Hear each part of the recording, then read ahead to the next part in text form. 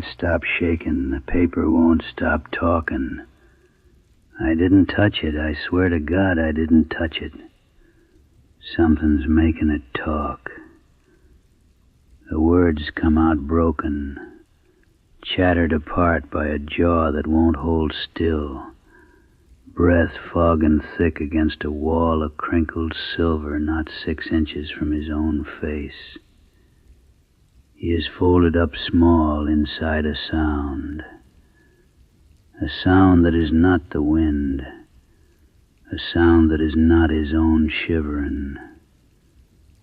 Somewhere out past the reflective foil, past the 3 rotting log walls, the frozen leaves are crunching down slow and even, one at a time, like something is counting its own footsteps so as not to lose count. And under him, around him, that thin sheet of survival store silver keeps crinkling, though his hands are pinned flat and still beneath his own weight, and he cannot, for the life of him still left in him, explain who else is moving it. Pull up a chair. Settle in.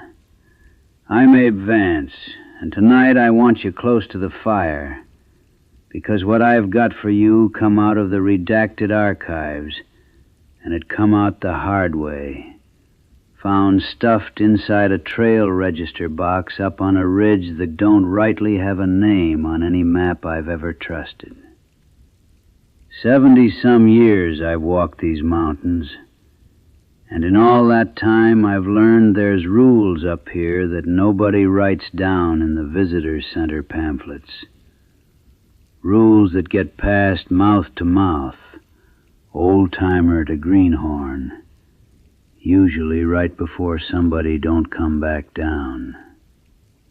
Here's one of 'em, and I want you to sit with it a minute, because it might save you someday, out there in the high country, when the fog rolls in wrong.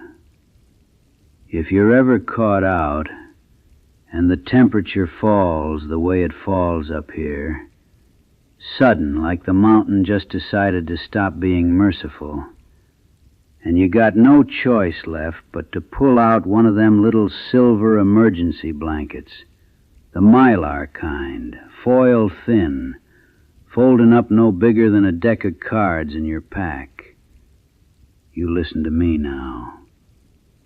Once that blanket's wrapped around you, you go still, stiller than still, stiller than you've ever had to be in your whole life. Because that mountain out there, she's old. Older than the words we got for old. And she's deaf as a stone to near everything a body does in these woods. Twigs breaking, boots crunching, even a man's own labored breathing, ragged and desperate. The mountains heard all that 1,000 times, since before there were men to make the sound at all. She don't even turn her head for it no more. But that silver blanket ain't natural. That crinkle, that sharp, bright, synthetic little crackle, that's a sound this mountain has never once heard in all her long, slow, patient life. It's new. It's wrong. It don't belong to the wind or the water or the deer or the dark. And what this old mountain don't understand, children, she comes to find. Slow, patient, same as she's done everything else for 10,000 years.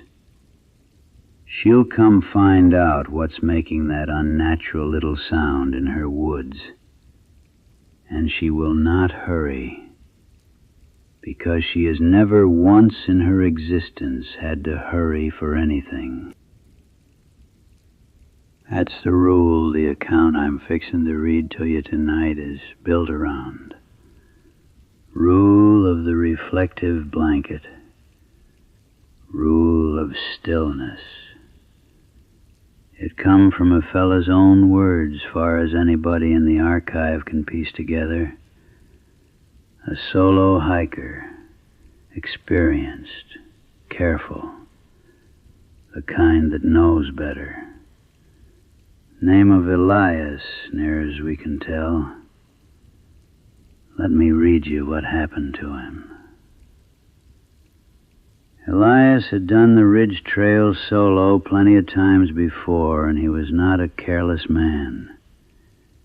He'd started that morning under a clean autumn sky, a kind of high blue you get in late October up in these hills.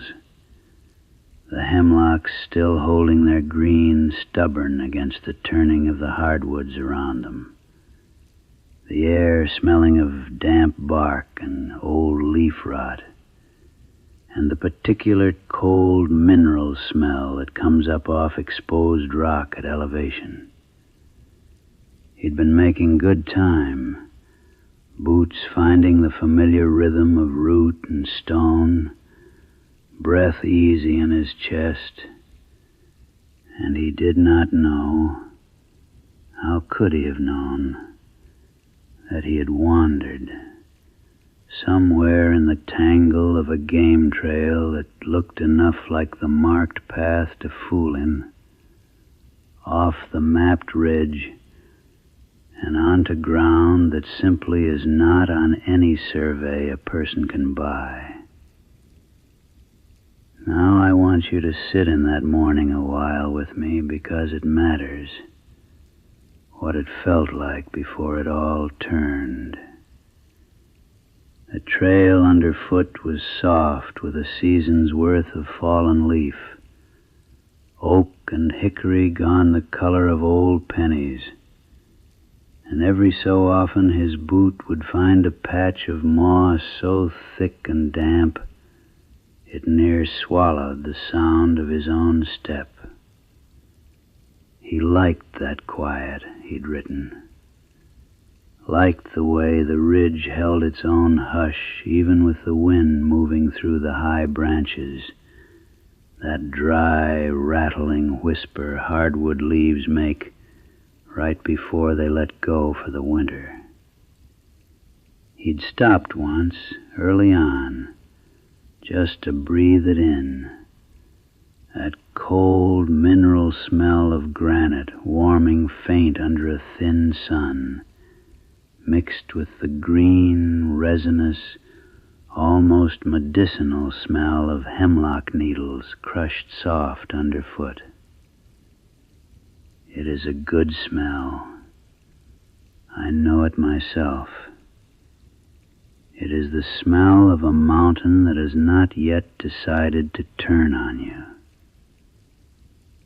It was the smell that changed first. He'd say later, and I want you to hear this the way he wrote it, slow, like a man trying to make sense of his own memory, that the hemlock smell went from green and sharp to something duller, wetter, like a held breath. And then the light changed, the way October light does when a front comes through fast and hard, going from gold to gray to a strange flat white in the space of maybe 20 minutes. And Elias felt the temperature just fall out from under him.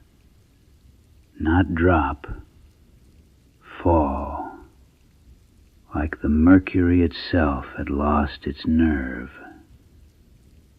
The fog came up out of the hollow below him thick as batting, thick as something poured rather than blown, and it swallowed the hemlocks one at a time, closest first, until Elias couldn't see 10 feet in any direction, and his breath was coming out in ragged white clouds, and his fingers, already starting that first deep ache of true cold, fumbled his map out of his pocket only to find it useless, because there was no trail on it matching the ground beneath his boots. He found the shelter by accident, or by mercy, or by something else he wouldn't let himself name. A trail shelter, 3-sided, hand-hewn logs gone soft and gray with age. The kind the old CCC boys or the trail clubs put up decades back and mostly forgot. No fourth wall, no door, just 3 sides and a roof and a dirt floor scattered with old leaves. And it was already so cold inside that his breath hung there same as it did outside. But it was out of the wind. And by then the wind had teeth in it that Elias said he'd never felt before, not in all his years up on that ridge. He crawled inside on hands and knees, pack scraping the low doorway, and he told himself, the way careful men do, that he only needed to wait out the fog, that it would burn off or blow through, or he'd find his bearings once the gray thinned even a little. It did not thin. If anything, Elias wrote, the fog seemed to thicken and settle right up against the open side of that shelter like it was listening. And the cold kept falling, and his shivering, that first almost embarrassing shiver, the kind you get walking into a cold house, deepened into something with weight to it, something that took over his whole body in long, uncontrollable waves, and his teeth began to chatter loud enough that he could hear them over his own pulse. And he understood, the way a careful man understands a mistake the moment it's already made, that he was past the point of waiting it out, that his body had already started that long, slow slide a person's body takes when the cold gets past the coat and past the skin and down into the meat and bone of a man, and that if he did not act, and act now, he would simply go to sleep in that gray, silent shelter and not wake up again on this side of it.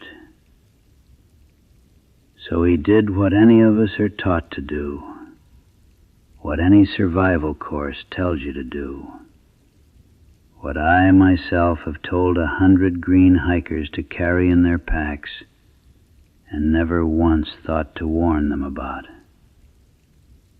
He reached down with hands that had gone half numb and clumsy, and he tore into the little foil pouch of his emergency blanket. Now I want you to picture it slow, the way it happened slow, because everything about that shelter had gone slow and thick and strange, like the whole world outside that fog had been turned down low. The pouch tore with a small, sharp crackle, the first sound, Elias wrote, that felt truly loud in all that muffled gray silence. And then the blanket itself unfolded, silver and thin as a held breath, and it crinkled. Lord, how it crinkled.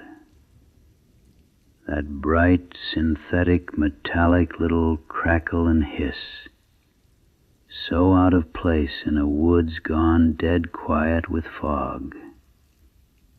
And Elias, desperate, shaking, his mind narrowing down to the animal need for warmth, wrapped that foil around his shoulders and pulled it tight, and felt for just a moment a thin, false comfort settle over him.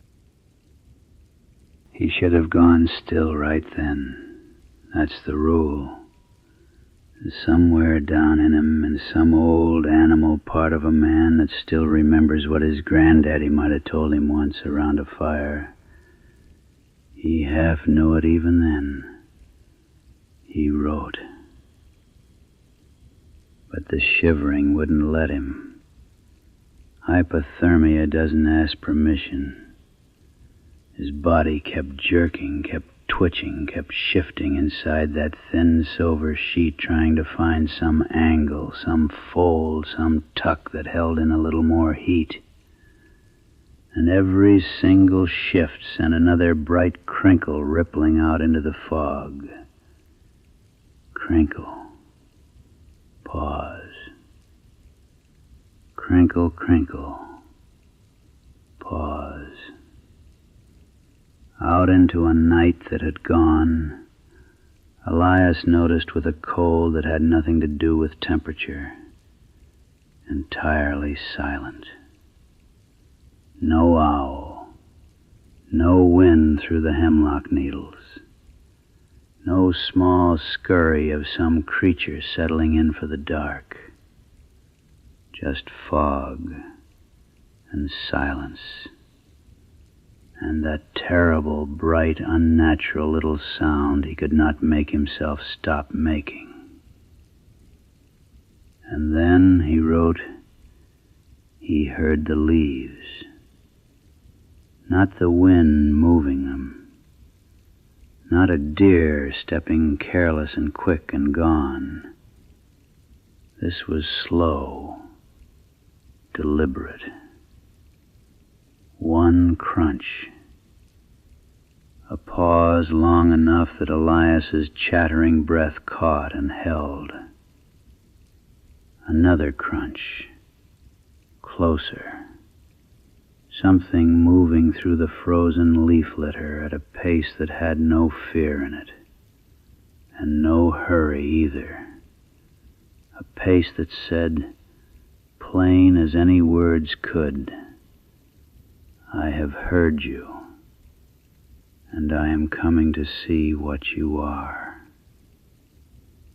He went still then. Too late, but he went still, curled up tight inside that crinkling silver blanket, eyes squeezed shut so hard he saw colors behind the lids. And he listened to that slow crunch, crunch, crunch, come down off the ridge and across the fog-drowned hollow, and stop at last at the open, doorless side of that little three-walled shelter, close enough that he could feel, or thought he could feel, he wrote, though how could a man be sure of anything by then? A cold that was different from the cold of the fog. A deeper cold. A watching cold. Elias lay there paralyzed, he wrote, more still than he had ever been still in his whole life. More still than a man believes his own trembling body capable of being. And he did not open his eyes. He heard no growl, no breath but his own, ragged and silent as he could make it. just that cold, pressing in through the open side of the shelter. And then, so light he almost mistook it for the wind he knew wasn't blowing, he felt something touch the foil. Not grab, not tear, touch. A single point of pressure, bone cold even through the layer of silver and the layer of his own coat beneath it, pressing down soft against his shoulder blade, and then sliding, slow, exploratory, along the crinkling surface of that blanket. And Elias understood in that moment, with a clarity that he said was almost worse than the fear itself, that whatever had come down off that ridge was not hunting him the way a beast hunts.